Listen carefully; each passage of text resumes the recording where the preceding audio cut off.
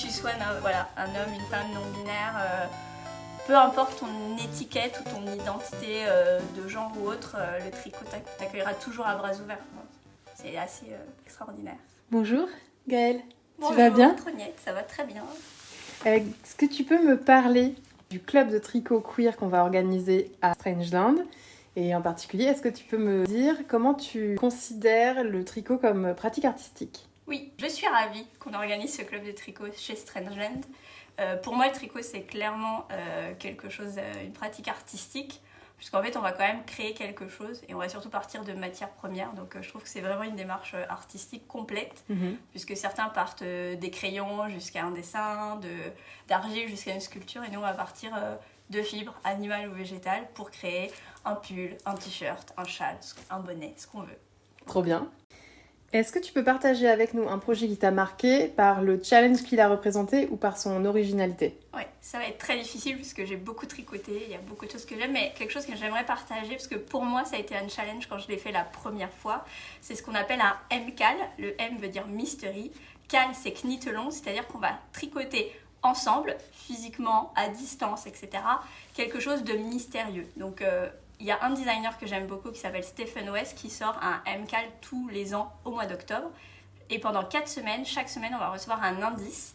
Donc on sait que ça va être par exemple un châle, on sait combien d'écheveaux de laine il nous faut, le type de couleur qu'il faut, est-ce que ça doit être contrastant, est-ce que ça doit se ressembler, mais on ne saura la forme de l'ouvrage qu'au bout des 4 semaines. Donc c'est assez challenging parce que tu sais pas si tu vas l'aimer ou pas. Moi ce que j'aime surtout dans le challenge, c'est de se dire il faut que j'ai fini l'indice avant le nouveau. Donc généralement pendant 4 semaines, on ne fait rien d'autre que tricoter pour être dans les temps. Ouais. C'est vraiment quelque chose que j'ai adoré faire, et notamment parce qu'il met toujours des points différents. Je pense que c'est un des ouvrages de l'année qui me permet d'apprendre le plus de techniques, parce que j'aime bien apprendre des nouvelles choses chaque année, et j'aime beaucoup. Après, il y a d'autres techniques que j'aime bien. J'adore ajouter des perles pendant que je tricote. Donc pareil, c'est une technique où tu dois enfiler ta perle avec un petit crochet. Comme vous pouvez le voir sur ce pull ici, il y a de la broderie qui est faite après qu'on ait fini le pull. Donc en fait, le tricot, c'est vraiment des techniques différentes, on s'ennuie jamais. Et il y a un aspect de communauté aussi dans le knit along? Ouais, exactement. Le fait du knit along, donc là pour le mystery knit along, Stéphane vend donc ses patrons en ligne, ça je pourrais aussi en parler. On a un site qui s'appelle Ravelry, qui est vraiment le site de référence si tu cherches quelque chose, un patron, etc. Des patrons gratuits ou payants. Et en fait, on est spécialement pour Stéphane, on est dans le monde entier, quoi. Il y a vraiment des gens de tous les pays, de tous les continents qui tricotent. Et puis après, moi personnellement, avec mes copines de tricot, on fait aussi beaucoup de cales, c'est-à-dire que quelqu'un va dire « Oh, t'as vu ce nouveau pull de tel designer qu'on aime bien ?»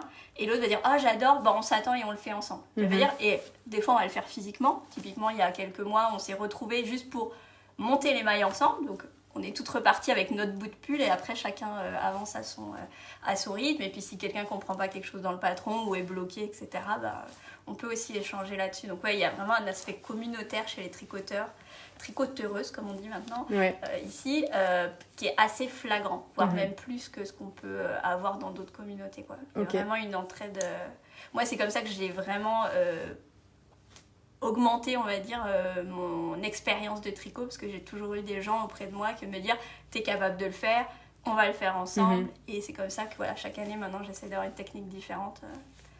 Histoire de progresser et de vous les montrer bientôt aussi quand on va avancer.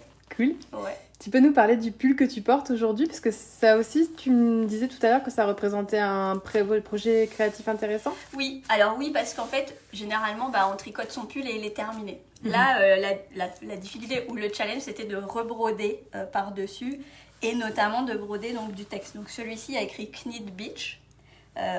L'importance de la virgule aurait été pas mal, parce que finalement, est-ce que c'est knit virgule beach ou knit beach, on ne saura jamais. Mais en fait, c'est ça, il a fallu rebroder par-dessus, et comme vous le voyez, j'ai rebrodé des mailles comme si je les avais tricotées. Donc là, la difficulté, c'est à la fois de suivre une grille, parce que tu as une grille avec chaque maille qu'il faut faire, bien le centrer, etc. Donc, tu as fini ton pull, mais en fait, non, c'est pas fini, il faut rajouter. Et je pense, en vrai, je tricote très vite, évidemment, que ça m'a pris plus de temps à broder qu'à faire le pull entier, quoi. Ouais. Mais c'était trop bien, je le referai avec grand plaisir. C'est déjà le deuxième. Oui, c'est vrai. C'est vrai. Je profite en voix off de dire que Gaëlle m'a tricoté un des pulls de cette designer. On le montrera, oui. Évidemment. Quel type de conversation ou de réflexion penses-tu que le tricot peut amener dans la communauté queer ? Alors je pense que déjà il y a vraiment une qualité prépondérante dans le milieu du tricot, c'est que voilà, c'est très communautaire comme je l'ai expliqué un petit peu avant. On est toujours en groupe, on rencontre toujours des gens qui tricotent, etc. Ce que j'aime aussi beaucoup dans cette communauté actuelle, c'est qu'effectivement, on est très loin de nos grands-mères toutes seules qui tricotaient chez elles devant le feu. On est vraiment une communauté diversifiée. Il y a vraiment tous les genres qui sont représentés, et notamment parce que ça nous permet aussi de nous l'approprier pour exprimer ce qu'on a envie de dire, quoi. C'est-à-dire que voilà, si moi j'ai envie de dire knit beach, j'ai le droit. Si tu as envie de faire des trucs monochromes, tu as le droit. Enfin, c'est vraiment une sorte d'expression qui est juste ton expression de toi-même, et même si effectivement on va plutôt être dans je vais suivre un patron qui a pu être écrit par quelque chose, tu as quand même cette créativité et le rendre toi-même en choisissant ton fil, tes couleurs, etc. Donc pour moi il y a vraiment une reconnexion au niveau de son identité qui peut s'exprimer par le tricot de manière assez facile en fait, et donc je pense que ça fonctionne très bien. Super. C'est parti. Est-ce que tu dirais que le tricot, c'est une bonne manière de se connecter à soi-même ou aux autres ? Oui, et même dans les deux cas, parce que je trouve que c'est une très bonne activité pour se reconnecter à soi-même. Pour moi, c'est vraiment une bulle de concentration. C'est-à-dire, alors bon, comme je tricote beaucoup maintenant, c'est vrai que ça devient un peu mécanique, on va dire, mais souvent, je tricote pour éviter de faire autre chose. Au travail, par exemple, quand j'ai beaucoup de calls ou de meetings, même en vrai d'ailleurs, je tricote souvent dans les salles de réunion, quand les autres sont en train de regarder leur ordinateur ou leur téléphone, moi je tricote, ce qui me permet de me concentrer sur ce que les gens disent, notamment quand c'est dans une autre langue. C'est pratique, ou juste j'ai besoin de me déconnecter parce que je suis un peu en stress, ou je viens de finir quelque chose de gros.